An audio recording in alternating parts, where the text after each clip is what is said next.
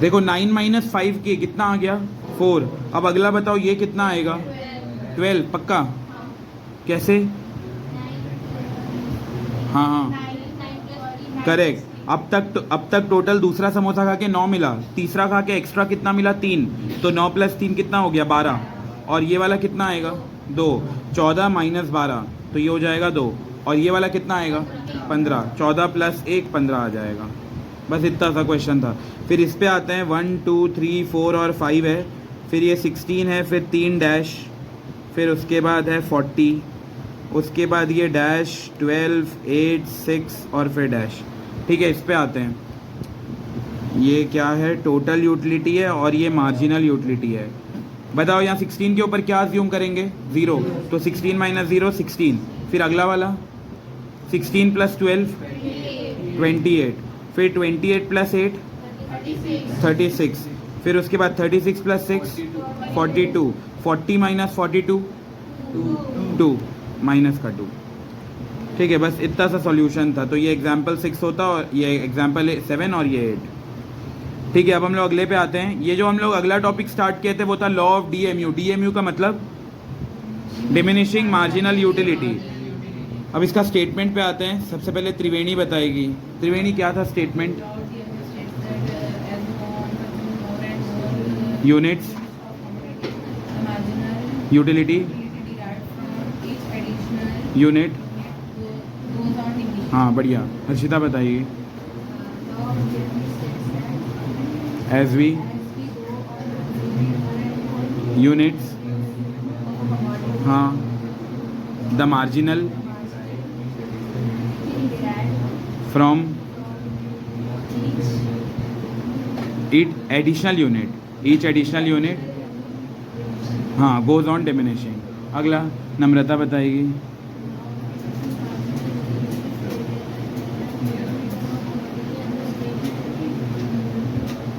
The marginal derived from every additional unit goes on, हाँ, declining, diminishing, decreasing, कुछ भी बोल सकते हो। अगला विंध्या बताइए। More the marginal of each, हाँ, derived from each additional unit,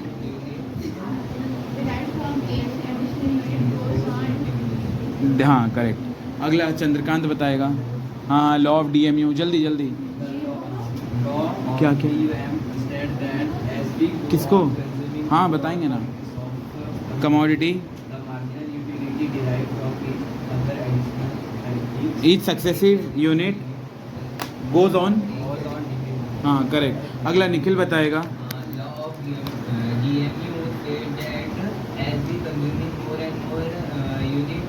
of a commodity the marginal derive unit, हाँ करेक्ट। अगला संदीप बताएगा। हाँ संदीप।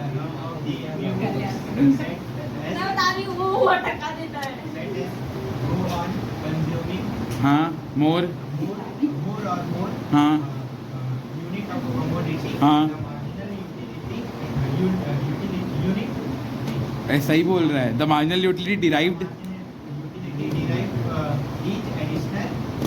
यूनिट, हाँ करेक्ट। 90% सही था, थोड़ा सा गड़बड़। हाँ अगला।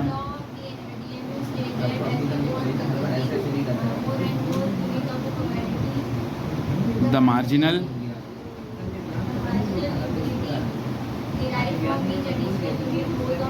हाँ बढ़िया।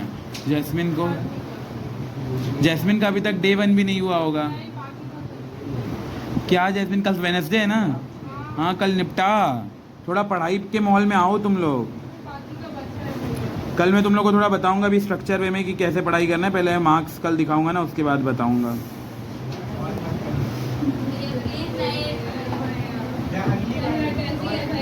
ऐसा याद है एक पहले वाले टेस्ट में भी बोले थे तुम लोग।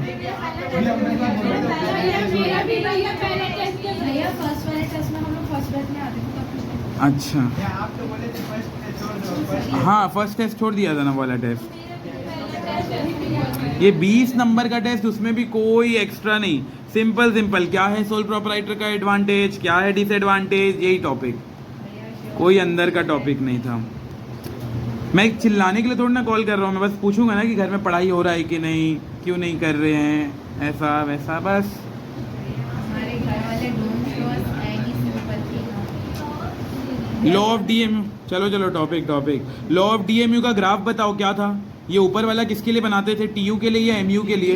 टीयू के लिए। टीयू स्टार्ट किससे होता है, जीरो से, धीरे धीरे बढ़ता रहता है, फिर एक पॉइंट पे जाके क्या हो जाता है, स्टक, रुक जाता है, फिर ऊपर जाता है कि नीचे आता है, नीचे आता है, ये याद रखना है। और इसी के साथ अगर हम लोग एमयू देखें, यहाँ से एक स्ट्रेट लाइन नीचे करते जाएंगे, और एमयू की बात करें तो एमयू स्टार्ट किससे होता है, हाईएस्ट, और फिर धीरे धीरे वो क्या होता है, कम होते जैसे जैसे समोसा खाते जाएंगे उससे मिलने वाला सेटिस्फेक्शन कम होते रहेगा, और एक पॉइंट में आके जीरो, पेट भर गया है, जीरो हो जाएगा, और उसके नीचे गया तो क्या हो जाएगा, नेगेटिव, वॉमिटिंग चालू हो जाएगा। क्या ये दो डायग्राम को एक में ही बना सकते हैं? कौन है? कौन है भाई? क्या वाला नाम? अच्छा सूर्य, हाँ ले जा सूर्य। अरे वो बैच वाला ही तो है, मेरे को लगा कौन घर में आ गया सामान उमान ले जा रहा है। हाँ बताओ, ये वाले डायग्राम को एक ही ग्राफ में बना सकते हैं? हाँ, बस ये वाला जो लाइन है ना, इसको यहाँ से यहाँ खींच दो, वही मतलब है, जो दो अलग अलग ग्राफ बनाना है उसके जगह एक भी बना सकते हैं, तो भी वही होगा। ठीक है, यहाँ तक हम लोग कर लिए थे। बताओ ये जो शेड्यूल है ये रट्टा मारना पड़ेगा क्या? नहीं, ये अपने मर्जी से बना सकते हो। यूनिट 0 से स्टार्ट करना, एमयू 0 से चालू कर देना, ये 1 2 पहले वाले को डैश ही लिख देना, पहला वाला डैश, फिर 20 18 ऐसे करके एमयू धीरे धीरे कम होता है। बताओ एमयू कम क्यों होता है? हाँ, सेटिस्फैक्शन हमारा कम हो जाता है। बहुत भूखे थे, सबसे पहला समोसा खाए तो बहुत संतुष्टि मिला, फिर थोड़ा पेट भर गया तो अब अगले से थोड़ा कम थोड़ा कम थोड़ा कम, ऐसे करके जब पेट भर जाता है तो जीरो हो जाता है, फिर हमें सेटिस्फैक्शन नहीं मिलता, और फिर उसके बाद भी खाएंगे तो फिर उल्टी हो जाएगा, वॉमिटिंग चालू हो जाएगा। ठीक है, ये वाला पॉइंट है। फिर ये टीयू का जो स्ट्रक्चर है, बस ये याद रखना, ये जीरो था करके एक बार जाके दोनों फिगर सेम होना चाहिए, कोई सा भी फिगर तुम लोग ले लो, ये दोनों जाके बाद में सेम होना चाहिए। ये कांस्टेंट आएगा ही तुम्हारा, क्योंकि देखो हम लोग एमयू को क्या लिए हैं, एमयू बढ़ रहा था 10, 10 से 7, 7 से 3, 3 से 2, 2 से 0, और फिर ये लास्ट वाला मान लो -3। ठीक है, अब अगर इसका मैं टीयू लूँगा तो ये पहला वाला कितना हो जाएगा, 10, 10 + 7 कितना होगा, 17, 17 + 3 कितना होगा, 20, 20 + 2 कितना होगा, 22, 22 + 0 कितना हो जाएगा, 22। जब यहाँ 0 लिख दिए ना तो तुम लोग कुछ भी डिजिट लो, ये ऊपर कहीं ना कहीं दो चीज़ मैच हो गई होगा, क्योंकि इसमें जब जीरोस को ऐड करेंगे तो वो आंसर वही आना है, और यही वो पॉइंट है जहाँ जाके स्टक हो जाता है, उसके बाद वो ऊपर नहीं जाता। और फिर अगला वाला 22 - 3 कितना हो गया, 19, तो 19 में नीचे, तो देखो ये टीयू ऐसे नीचे आ जाता है, वो आएगा ही। अगर तुम लोग इसको 0 नहीं लिए हो, बस कम करते जा रहे, 0 नहीं लिए, फिर वो ये रुकेगा नहीं, वो बस कम ही होते रहेगा। हम लोग को एक जगह कहीं जाके रोकना है इसको। अगला पढ़े थे अजम्पशन। अजम्पशन का मतलब होता है हम कुछ बातें अज्यूम करते हैं। सबसे पहले क्या बात अज्यूम करते हैं, इंसान समझदार है या एकदम हफ्सी जैसा खाता है? समझदार है, रैशनल कंज्यूमर है। जो रैशनल होगा ना उसी को क्या होगा, पहला समोसा खाएगा तो उसको 10 सेटिस्फैक्शन मिलेगा, दूसरा खाएगा तो 8, तीसरा खाएगा तो 6, ऐसा करके धीरे धीरे कम होता रहेगा। लेकिन जो बिल्कुल राक्षस प्रजाति का है, वो पहला समोसा खाए तो भी 10 मिलेगा, दूसरा खाए तो भी 10, तीसरा खाए तो भी 10, उसको यूटिलिटी कम नहीं होगा।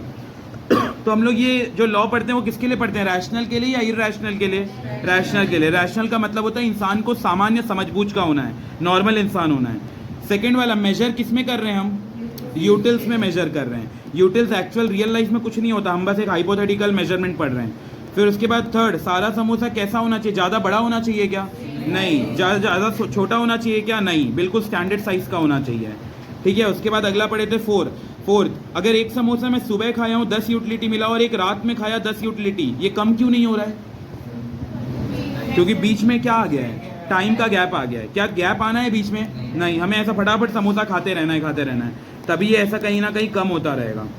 फिर उसके बाद फिफ्थ क्या पढ़े थे, सारा समोसा क्या होना चाहिए, होमोजीनस। होमोजीनस का मतलब होता है सारा फिलिंग विलिंग सब कुछ सेम। अब अगला लिखो एक्सेप्शन।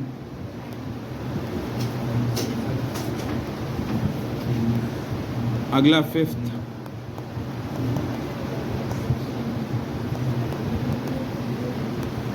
एक्सेप्शंस। एक्सेप्शन का मतलब होता है जो लॉ को तोड़ रहा है। हम लोग जो अभी लॉ पढ़े, हमारे लॉ में क्या था, एमयू स्टार्ट किससे होगा, हाईएस्ट से, और धीरे धीरे क्या होता जाएगा, डिमिनिश, और एक पॉइंट में क्या हो जाएगा, जीरो, फिर क्या हो जाएगा, नेगेटिव। ये हमारा लॉ बोलता था। अब हम लोग ऐसी कुछ बातें पढ़ रहे हैं जो ये लॉ को तोड़ता है। तो सबसे पहला लिखो इसके अंदर इररेशनल पर्सन या irrational consumer. Irrational consumer bracket में लिख लो एडिक्टेड।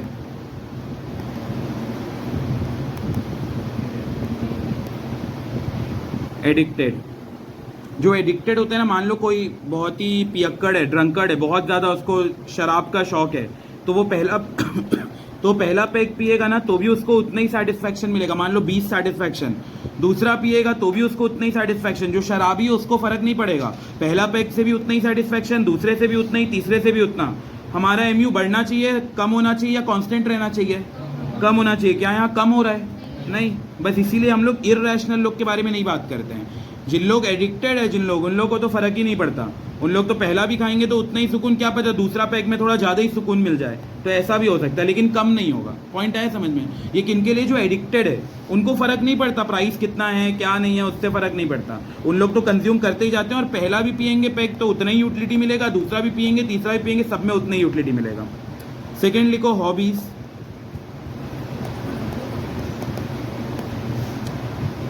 हॉबीज, कई लोगों का ना अलग अलग हॉबी रहता है। फॉर एग्जाम्पल मान लो स्टैम्प कलेक्शन, किसी का स्टैम्प कलेक्शन का हॉबी रहता है। तुम्हारा कोई है हॉबी? ड्राइंग करना, पेंटिंग करना, ये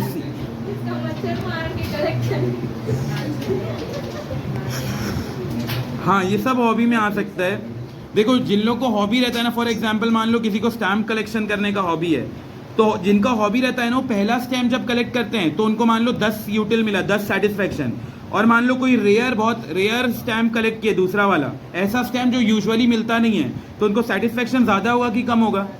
ज़्यादा होगा, 20। हम लोग का तो लॉ गलत साबित हो गया। लॉ बोलता था एमयू कम होना चाहिए, यहाँ तो कम हुआ नहीं, बढ़ गया। जिनको भी किसी चीज़ का हॉबी रहता है उन लोग फिर ये नहीं सोचते। एग्जाम्पल लिख लो, स्टैम्प कलेक्शन, मॉस्किटो कलेक्शन। ये कैसा हॉबी है भाई? मेरे को वो याद हो, फुरफुंदी होता है ना, क्या बोलता है, ड्रैगन फ्लाई, उसको मैं बैडमिंटन से मारता था और उसको डब्बा में रख देता था, उसकी पूंछ में ना रस्सी बांध के उड़ाता था। बेचारा अच्छा उड़ रहा है, उसको पकड़ के उसका पूंछ में बांध के फिर उड़ाना। कई बार इतना जोर से बांधता था उसका अलग ही होता। पहले बहुत आता था, वो है ही नहीं, क्या पता कहाँ चले गए। हाँ, पकड़ना, बना के घूमना, लंच ब्रेक में घूमती। ठीक है, तो जिनका हॉबी रहता है, बात नहीं, जिनका हॉबी रहता है उन लोग को भी फर्क नहीं पड़ता। उन लोग जैसे जैसे स्टैम्प कलेक्ट करते जाते हैं ना, उनको सुकून ज़्यादा मिलते रहता है। अगला लिखो तीसरा, 3 ही लिखना है इसमें। तीसरा मिसर। मिसर को जानते हो? हाँ, ठीक है ना, 2 मिनट बचा है, बंद कर दो करना हो तो। मिसर का मतलब बताओ।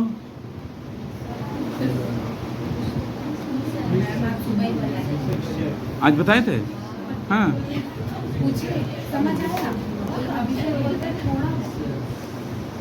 मिसेस नहीं, मिसर, मिसर, मिसर, मैसर नहीं, मिसर। हाँ हाँ, नहीं, कंज्यूमर नहीं, कंजूस, हाँ ये बोल सकते हो। मिसर वो पर्सन, मान लो जो पर्सन कंटिन्यू इनकम अर्न करते रहता है, ऐसा बोल सकते हो। हाँ, जो लोग पैसा कलेक्ट करते रहते हैं और उन लोग को खर्चा करना पसंद नहीं है, काइंड ऑफ कंजूस लोग। तो जिनको बिल्कुल लत लग जाता है पैसा सेव करने का, उन लोग क्या करते हैं, मान लो पहला 100 रुपये सेव किए, 10 सेटिस्फैक्शन मिला, फिर कभी 500 सेव किए तो और ज़्यादा सेटिस्फैक्शन मिला, 15 सेटिस्फैक्शन, फिर कभी 600 सेव किए तो और ज़्यादा सेटिस्फैक्शन। तो बताओ एमयू बढ़ रहा है कि कम हो रहा है? बढ़ रहा है। हमारा लॉ क्या बोलता था, एमयू क्या होना चाहिए, कम होना चाहिए, तो उसी को बोलते हैं मिसर। तो मिसर का लिख लो meaning. A miser is a person. A miser is a person who wants to accumulate more and more wealth.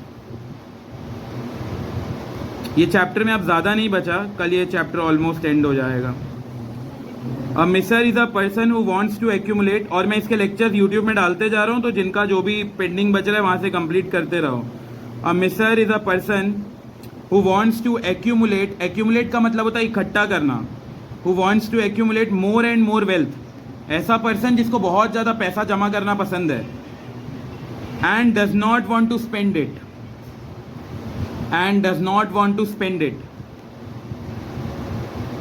A miser is a person who wants to accumulate more and more wealth, जिसको मोर and more wealth रखना पसंद है और उसको खर्चा करना पसंद नहीं है। तो पहले वो अगर 100 रुपये जमा करेगा उसको मिलेगा 10 सेटिस्फैक्शन, फिर जैसे ही वो अगला 500 जमा करेगा उसको और खुशी मिलेगा कि मैं और ज़्यादा रुपये जमा किया हूँ, फिर कभी 1000 रुपये जमा करेगा और बढ़ जाएगा एमयू, जबकि हमारा लॉ बोलता था एमयू डिमिनिश होते जाना है।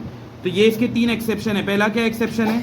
इररेशनल कंज्यूमर, दूसरा हॉबीज, और तीसरा मिसर। मिसर मतलब काइंड ऑफ कंजूस, जिसको पैसा जमा करने का शौक है और वो कभी खर्चा नहीं करना चाहता। तो ये 3 में हमारा गलत साबित हो जाता है law of diminishing marginal utility. कल हम लोग ये जो चैप्टर का नाम है ना कंज्यूमर इक्विलिब्रियम, वो पढ़ेंगे कि क्यों ये नाम पड़ा है चैप्टर का। यही लास्ट